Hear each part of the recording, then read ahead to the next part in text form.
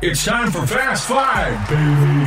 Hey everybody, it's the 10,742nd ranked YouTube series on the internet. We're moving on up. It's another edition of Fast Five. Let's go. Almost caught up to Fun with Flags. True or false? The SEC is overrated as a football conference. False. The reality of the situation is top to bottom. If you take all 14 teams into consideration, the SEC is still the best league. They're going to have the most bowl-eligible teams, and it's going to be the most competitive league, except for the fact Alabama's better than everybody else. Look at week one. Look what Vegas is saying. Yeah, but you got Notre donkey Dame's teams in the favorite. ACC. Notre Dame's favored over Georgia. Clemson's Top to favored bottom. over Auburn. NC State's favored over South Carolina. TCU's favored over Arkansas. I could go on. There are others, but the point is, Auburn's going to beat Clemson. A couple years ago, those SEC teams wouldn't be underdogs week one in an out-of-conference game. It's still really good. It's taking a step back.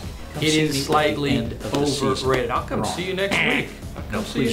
Please don't come see me that soon. Battle round. Is Odell Beckham Jr. an overrated player? What does he do in the big games, in the big moments? That battle with Josh Norman when he got kicked out of because his emotions got the best of him. No showing in the playoffs in Green Bay. He couldn't catch a cold in that game. His catches, his athleticism, not overrated. The total package as a player, you got to get it done in the biggest moments. And you know what? It would be a whole lot easier if he had a threat on the other side to where somebody else had to be respected. Instead, they key on him. You've got Eli Manning kind of going toward the backside of his career now.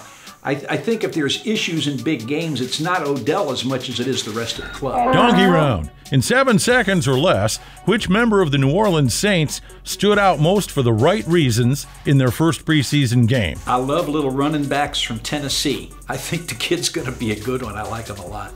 Alvin Kamara, good pick. Could say Tommy Lee Lewis. Let's go with Larry Warford, the new guard free agent, mauling people up front. Could have said Tommy Lee Jones, too. Donkey round.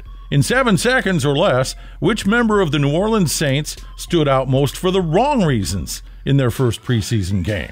We all know. Come on. We already knew that Garrett Grayson wasn't good. He just reaffirmed it last week. I'll go with Garrett Grayson, too.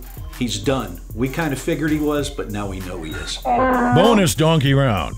In 7 seconds or less, other than quarterback Jordan Davis, who will be the most important member of the Ragin' Cajuns offense in 2017? That's a good question, because other than Jordan Davis, I don't know how big a question mark they have. They're pretty solid everywhere else. Whoever ends up starting at center, they've had issues snapping, especially out of the shotgun so far in fall camp. They're going to have to protect Jordan Davis come season. It's time for the winner and loser of the week. The loser of the week.